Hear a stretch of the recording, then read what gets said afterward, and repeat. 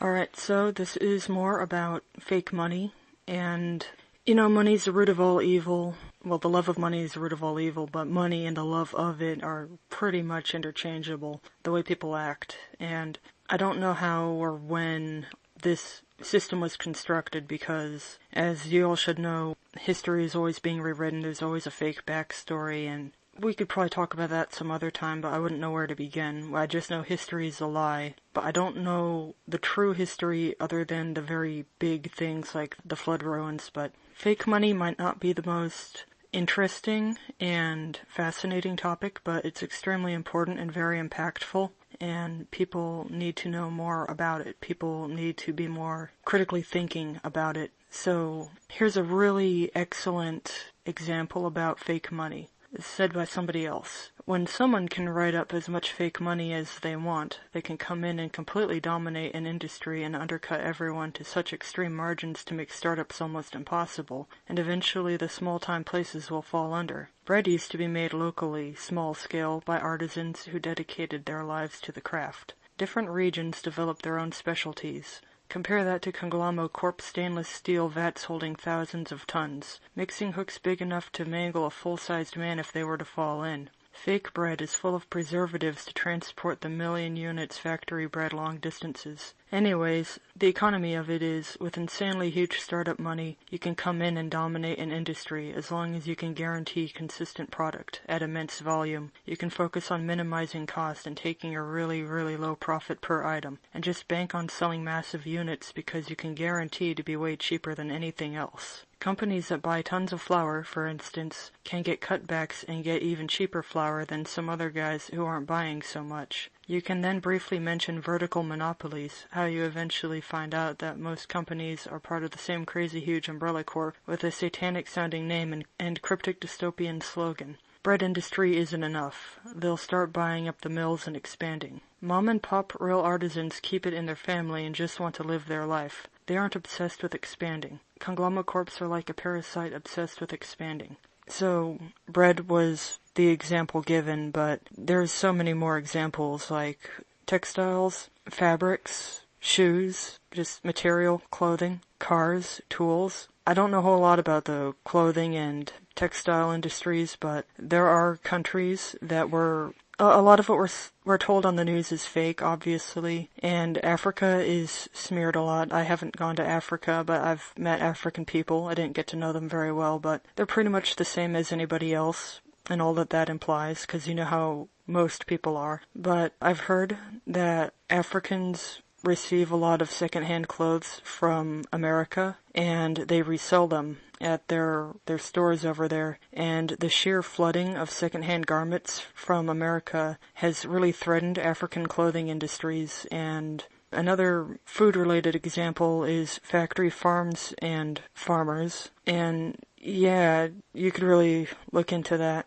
I don't know who set up a system and how they pulled it off, that they were able to generate fake money that people accepted. Well, I've heard that a long time ago. There would be these companies that, they were American, part of American history and maybe true history, where people lived at their job site. They didn't go to their actual home. They just lived in these camps with other workers, and they had factory store money that was not legal tender, and it was only good for the company. And that just sounds like straight up slavery. And the word wage slave really applies to a lot of people in the so-called first world. We don't have freedom. America's founded on lies. Our history is a lie, like all of it. I'm not talking about Christopher Columbus killed everybody. He's a monster. Christopher Columbus didn't exist. And why is he the only historical figure with a locally regionalized name? How come Hitler doesn't have a localized name? How come Mussolini doesn't have a localized name? How come Stalin doesn't have a localized name? It's only Christopher Columbus. Or Christoph Cologne or something. Like, why did they change his name? Is it like some movie that got dubbed for a foreign audience?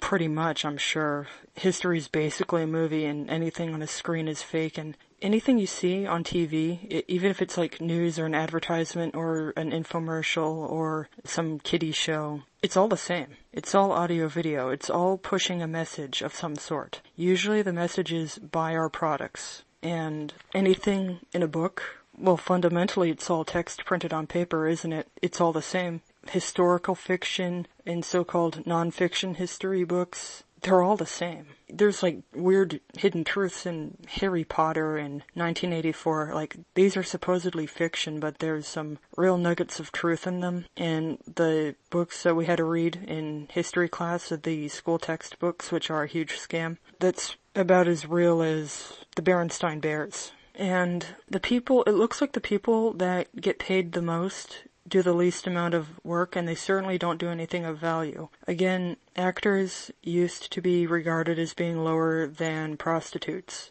and prostitutes don't even do anything good. It's better to have an anime body pillow than to pay someone a lot of money to spread disease. And so actors are lower than that, pretty much.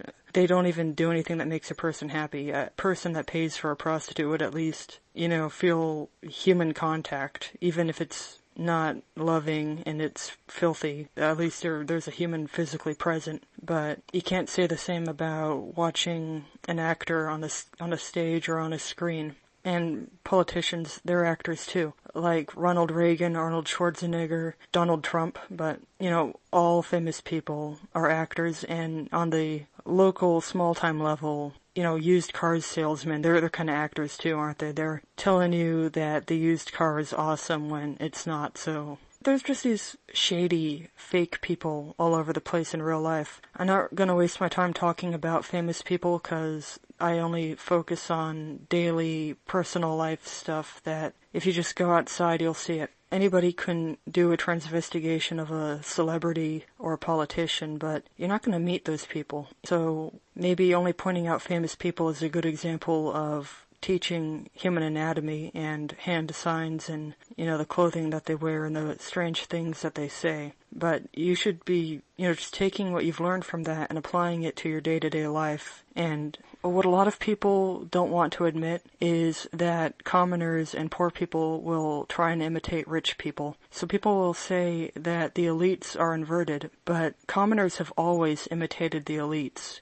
I'm sure you've heard about so-called, and probably real, practices of cultures shaping the heads of infants using boards. They would shape an infant's head so that they would resemble a Nephilim giant. Obviously, a person that grows up to be 5.5 feet tall is not going to look like a giant because, another thing was the giants also had 6 fingers and 6 toes. And you can't really imitate that without putting on a fake finger, but see, it's an example. They have nothing to gain from trying to make their children have a passing resemblance to a giant. Because, they're probably causing brain damage too. And another thing is, these giants, they built huge machines, okay? They were smart. I don't know why giants are portrayed as fee-fi-fo-fum idiots, but I don't really understand those giant stories, but you'll notice that the giant is usually portrayed as an idiot. They're usually portrayed as wanting to eat humans. And usually the story ends with a giant being turned into a mountain or a rock. So that's something to think about. But what I'm saying here is commoners imitate the elite for no personal gain. It hurts them.